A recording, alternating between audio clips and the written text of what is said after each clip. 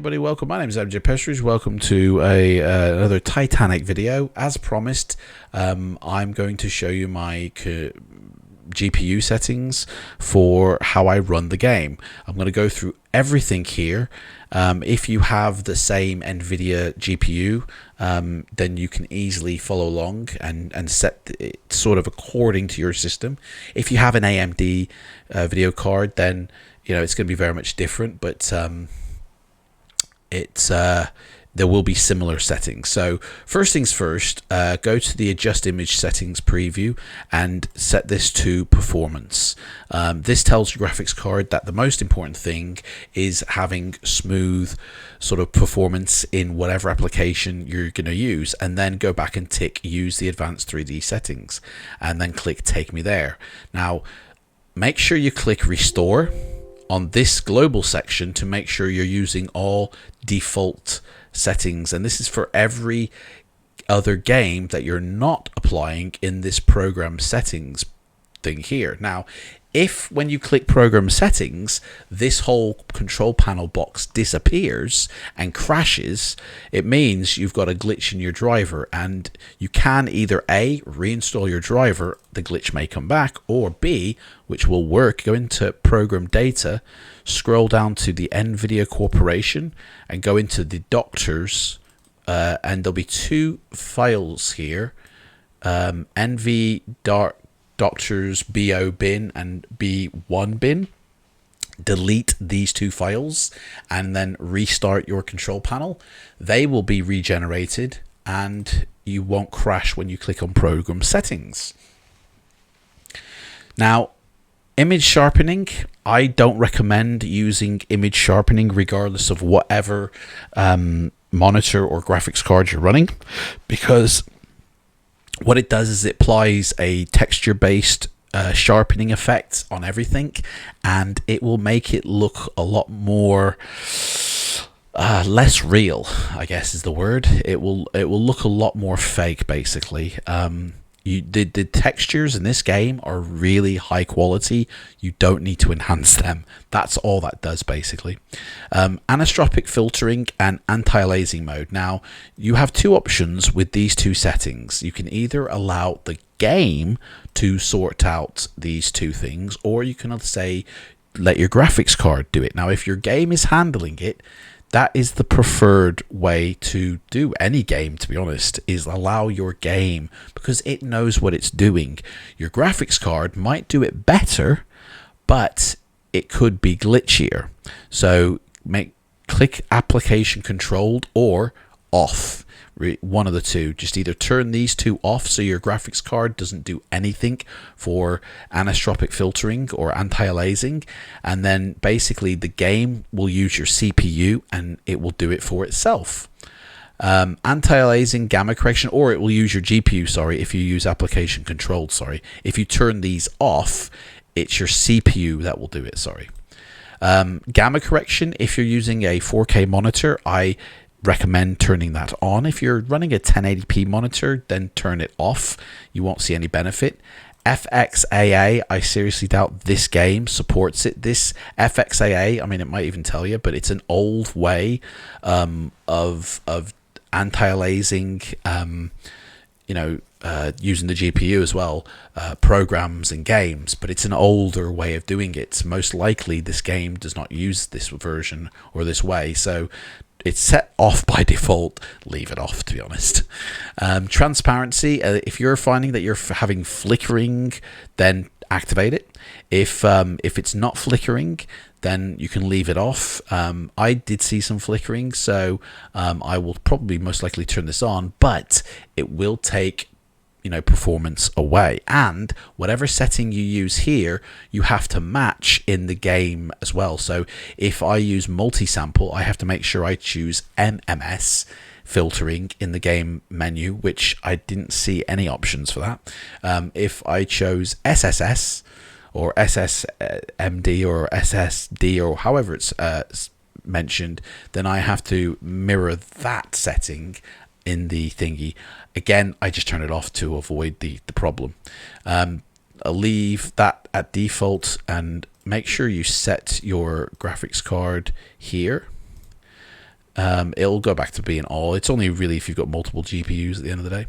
Low latency mode, turn it off. If you're having frame rate issues, then turn it on, or ultra.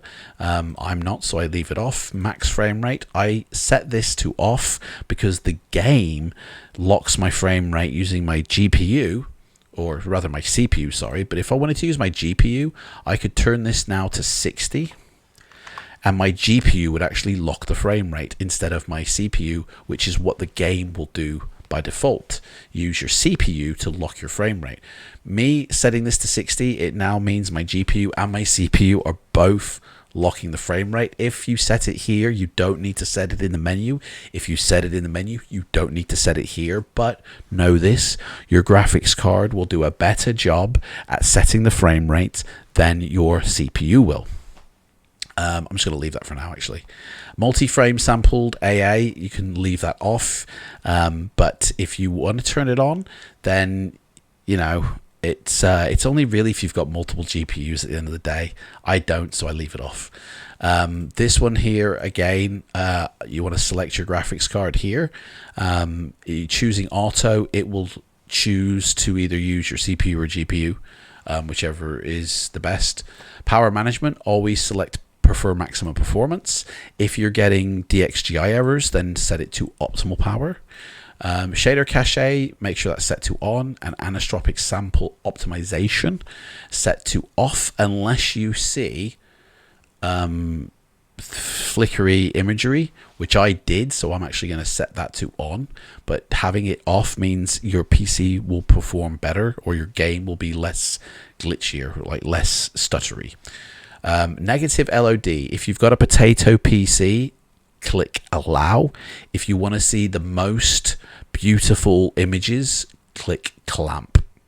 But this one is really for good PCs. Quality, if you set to high quality, it turns all the GPU extra flary filtering off, and it just displays the textures as they are. If the developers have actually optimized their textures and done all the sort of flary, you know, texture filtering themselves, then you can select quality and it will, you know, or sorry, you can select high quality and you can turn on off what the GPU will do. Basically, turning this to high quality saves your GPU having to do a job that the developers probably already have done in the game themselves. But if you want to add another layer of texture filtering, you can click quality. I always set it to high quality, and you know, it looks good. So it really depends if you've got a good PC or not at the end of the day. If you've got a good PC, set it to quality. If you haven't, set it to high quality and everything gets turned off. Try linear optimization. I have mine set to on. You'll have better performance with it set to on. You'll have better image quality with it set to off.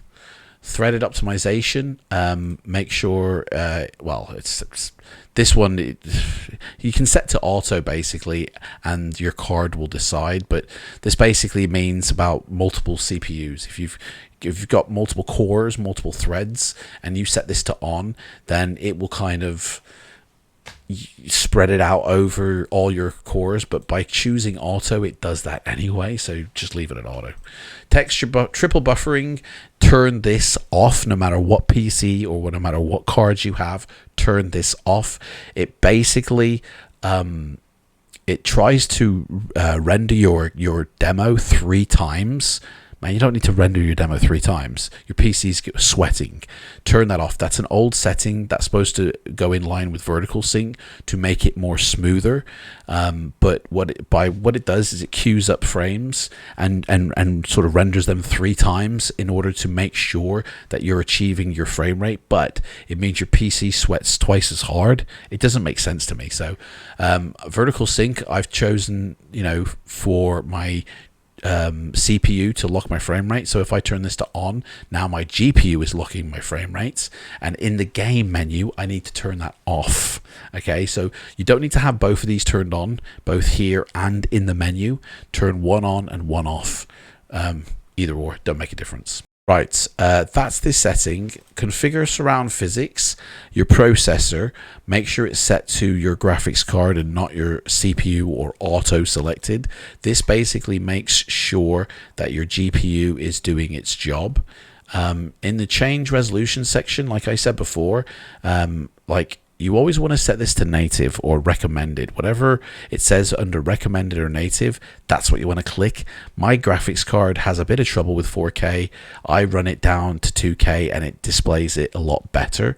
I get more performance and more frames at this level.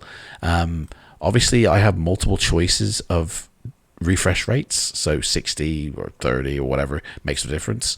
I choose 60 because I play games and I do need a fast refresh rate for those fast-paced games. With the Titanic, yeah, 60 you want to aim for, but if you have trouble making 60, then knock it down to 30 if the option is there, or even as low as 24, and you'll still see smooth motion. Color settings, as long as you click override to reference mode on your monitor, it doesn't matter. You want to leave all these at default levels. You do not want to be changing any of these. The more you play with color and brightness, the more you'll basically be wrecking your display. You just want to override to reference mode. That is it. Rotate display, I don't even play with that. I don't play with that. I turn off the audio because I wear headphones, so I don't need the audio to be coming out of my my TV.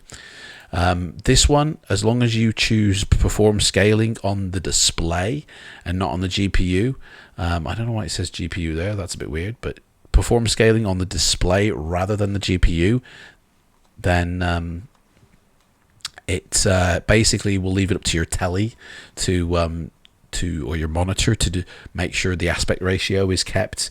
If you choose GPU, then your GPU is actually physically having to realign your monitor and do actually something for it, whereas you can actually just allow Windows to do that, so that's not a problem. I use multiple displays, so I have this set up, but you want to make sure that your main monitor is identified as number one. If you identify your main monitor as number 2, then you're going to get secondary performance basically, and you definitely want to make sure that your main monitor is outputting at number 1. And color settings, I choose to use the NVIDIA settings, but I don't actually change them here. I leave these all at default, but I do make sure I'm using the full dynamic range here instead of the limited. And under adjust video settings, I activate these, but I don't actually play with these. I don't want my graphics card to do anything, but I do use this setting at 0%. Now that is my GPU. My GPU is the 1080 Ti. Those are the settings that I use, and I use these settings here because my PC, my CPU, and my GPU can handle these settings. Your settings will be different dependent on your CPU and GPU. If you have a better CPU, then you could probably activate a lot of these, but in all honesty, the default, leaving all these at default, is actually good enough. It just means if you want a little bit more performance or a little bit more quality of the picture out in your demo, then you can tweak these, you can play with these, and you can either tweak it for performance or for quality, or you can do what we've done, which is tell your graphics card you're tweaking for performance, but then you go in and do manual tweaks. It's in a performance mode, but you're giving all the good stuff to the card, so it's really performing its butt off. One thing to note as well, I will say that if your GPU down here when you're running the demo is below 25%, most likely your GPU actually isn't being utilized to run the game. You want your GPU to be running between 25 to 85%. If it spikes to 100, that's fine, but between 25 to 85% and your GPU is being used. Under 25%, like if it's stuck at like 7% or 11% or 20%, and it does that even though you're running the demo, then your GPU is not being used, and that is an issue that you need to resolve. There's a video down below that can help you do that. But other than that, thanks guys for watching this. Again, this video is specifically being created for you guys, Titanic community. If you've got any questions, put them in the comments down below. Subscribe so you don't miss out on any more videos in the future. And I look forward to speaking with everybody and helping you guys if you need it with your demo and getting the best from your PC to really show the beauty of this demo, because this is an absolute gorgeous demo. And in future videos I will be running through the demo myself and exploring the whole thing in videos as we progress through, and I'll chart the progression of the demo as well. I actually am in the guarantee group, by the way. Thank you guys so much for watching. Take care and bye bye.